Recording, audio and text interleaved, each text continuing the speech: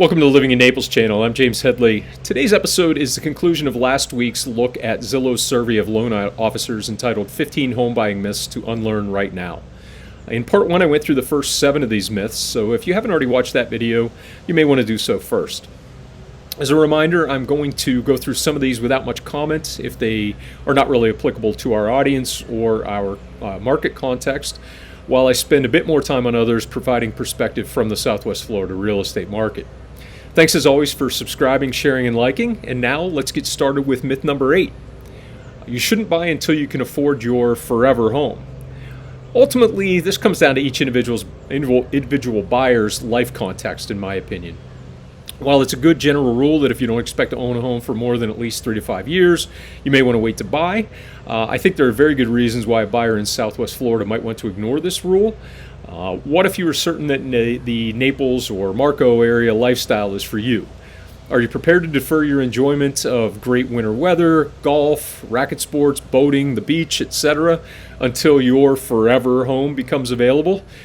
Now, sure, there are closing costs involved with both buying and selling a home, as well as moving costs and the like, but how confident are you in your ability to foresee the direction of the real estate market in Southwest Florida, as well as potentially wherever you currently live and may be selling a home? And last I checked, club initiation fees, for example, are only going one direction. So if golf is part of your future plans, there are countless examples of where increases in initiation fees over just the past years have exceeded moving and closing costs by a significant amount. And that's not to mention missed opportunities to enjoy the Gulf Coast lifestyle along the way. Myth number 9 is that a 30-year fixed mortgage is always the best choice. This is a conversation I think it's best left to you and your eventual mortgage provider, but there are a lot of variables to consider, including how long you plan to stay in the home, where rates are today and where you expect them to be, the need for short versus long-term cash flow, etc. As with a number of the following items, let me just say that I'm happy to recommend a few lenders for you to speak to before you begin your home search in earnest. Myth number 10, you can't buy a home if you have student loans. Let's just call it false and move on. Myth number 11, you have to pay the seller's asking price to buy a home. It's really surprising to me that the lenders surveyed by Zillow came up with this as a supposed actual belief to dispel. In some market circumstances, yes, paying full asking price or even an over asking price is the right strategy. But as I noted in part 1, this is as much a buyer's market as we've experienced in Southwest Florida in years, so with few exceptions, we will likely be negotiating a meaningful discount off the listing price. Suffice it to say, it is case by case, or home by home to be more precise, and getting the right read on this is one of the top reasons why choosing the right realtor to represent you is so important. Myth number 12, you need excellent credit to buy a home.